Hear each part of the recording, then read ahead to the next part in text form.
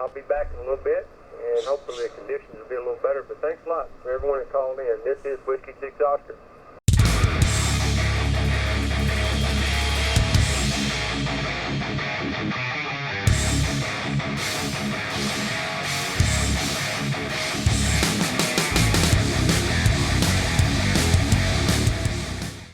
Hey, welcome back to the channel. Chuck KK6USY, Ham Radio Adventures.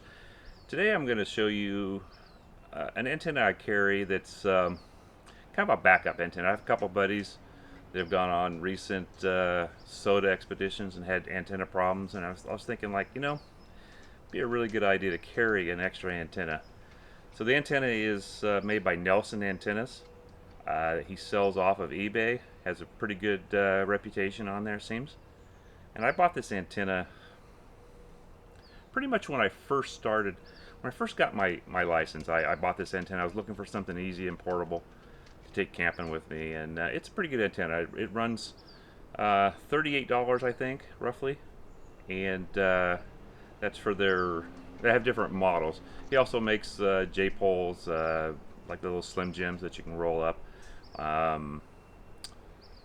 This is a 9-to-1 in-fed antenna, and I used 53 feet of wire. On his site it gives you links to use and recommendations.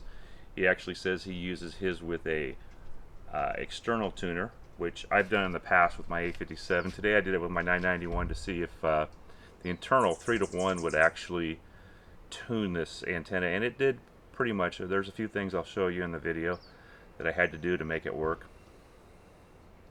And he also sells in-fed half wave. I just found that out. I didn't even know he sold those. I prefer the in-fed half waves, and at 53 feet, all I'm really interested in usually on a soda is 40 meter and 20 meters. So it's not that much longer for in-fed half wave.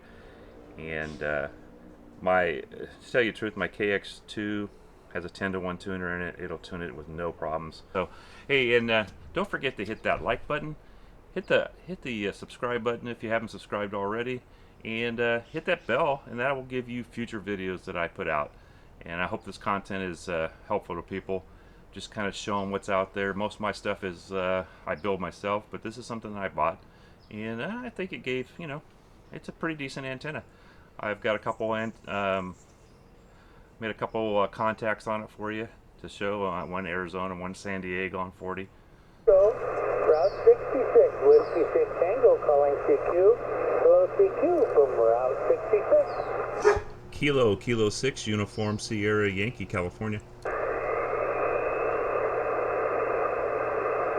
the Kilo 6 station, please go. Yeah, the name here is Chuck. I'm in the Northern California, about 20-30 miles northeast of San Francisco. Over.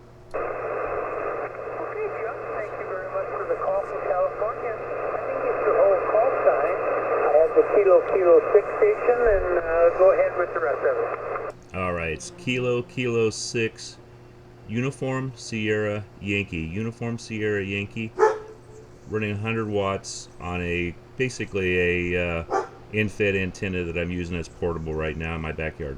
Okay, yeah, we're operating portable also because we're the rover station number 2, and we're operating barefoot, and we have a dipole up at about 60 feet. Yeah, it's doing very well. You're about an S5 to S6 here. No problem hearing you. Low noise this morning for a change. Yeah, you're S8 to S9, a little bit of QSD, but it's not too bad. Many thanks for the call, my friend. All right, thanks for being there and doing what you do. Be safe. KK6USY clear. Okay, good luck. I hope you're able to work a bunch of the Route 66 stations. This is Whiskey 6 Tango QRZ. So I'm also running about 25 feet of RG8 coax. He states on his site for Nelson's Antennas that he uses an external antenna tuner. So I know for a fact that when I've used I don't have my 857 right now, but when I've used the LDG tuner on that, I've had no problems tuning anything on this pretty much. So for some reason, I must be getting some kind of RF back into the feed line. For 40, it doesn't want to do it. Pretty much all the other bands, 20 and higher, without the choke, it works just fine with the 3-to-1 tuner in the radio. I'll have to try it. Yeah, your inverted V, it's high enough. It'll be a good antenna for 40.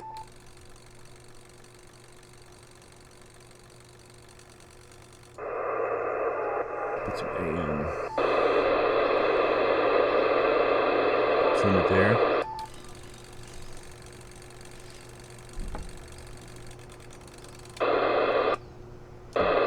Perfect match there.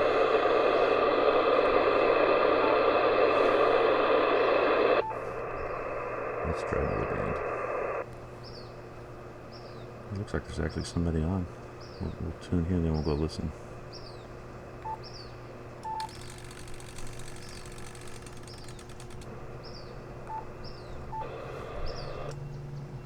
Uh, 1.3, 1.2, something like that. Tune this one.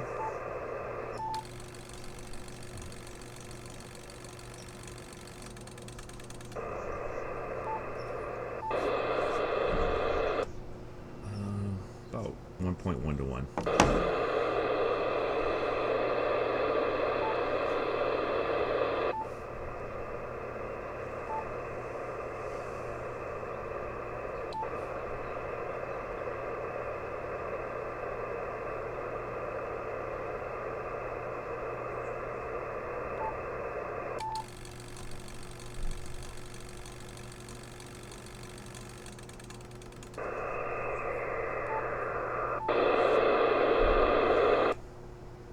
About 1.1 to 1 again.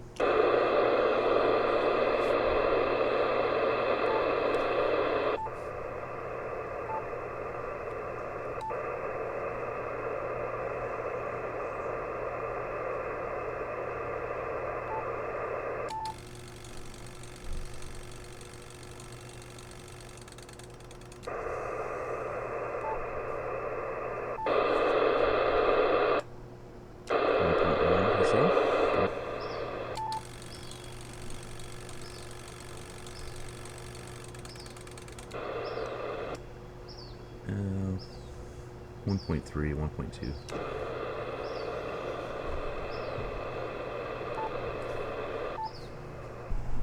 Okay, this is the pole that I'm using. GOTURE, Go Tour, and it goes up. Yeah, it's gonna be hard to see. Maybe you can catch the wire. I think the wire is right about there. It's a pretty nice pole. It's their extra stiff model, so it's a little bit stiffer. And like I said, I put the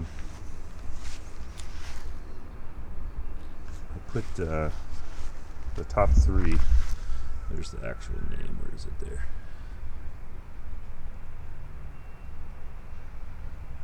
And it's a 7.2 meter with the top three sections all glued together.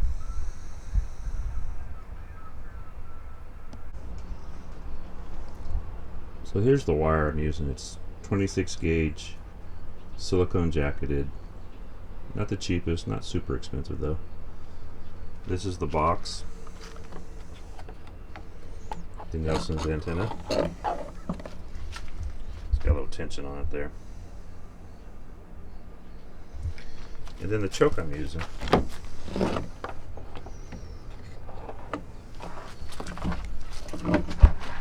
The choke I'm using is for my antenna. It's a common mode filter.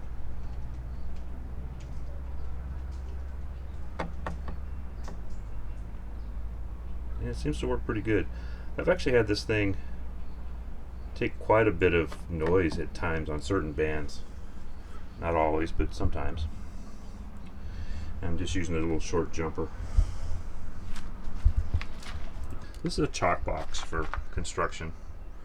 We're doing a chalk line. And what I have in here, this is copper braided fishing line, so it's actual copper, no jacket. And I wind that in, and I made some jumpers here.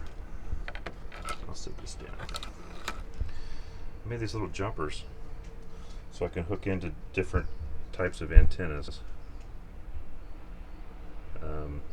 I've got a building stake that I use sometimes, and I'll put a MFJ, I forget the number, it's a 17-foot extendable stainless steel pole or antenna, and you put it up, and then I adjust it as best I can. Then I'll actually take this chalk box and my antenna analyzer up, and I'll walk this thing out until I get the best SWR. It seems to help a little bit. Alright guys, I hope you got something from this video. It's a really good little antenna. I might actually even use it as my first antenna next time I go on a SOTA with the KX2, because the tuner in that thing will pretty much tune anything. But I really do hope you guys got something from this. It's a really, like I said, it's a really nice little antenna. Oh, and I was just trying these glasses out today. It's a company that I found a while back called ebeay. Their stuff's pretty cheap. I'm not really a big fan of the blue lenses. That's all they had at the time. But you might check them out. ebeay. Anyhow, don't forget to hit that like button, and as always, subscribe, and then hit the bell and hit all, so you get future videos. I really enjoyed bringing this content, and I hope it means something to people. And leave some comments. I don't get a whole lot of comments for some reason. Sometimes that's good, sometimes it's bad. But leave some comments, and if you have anything that you might want to have me look at in the future, let me know. So this is Chuck, KK6USY, Ham Radio Adventures. Thanks for joining me, and see you next time.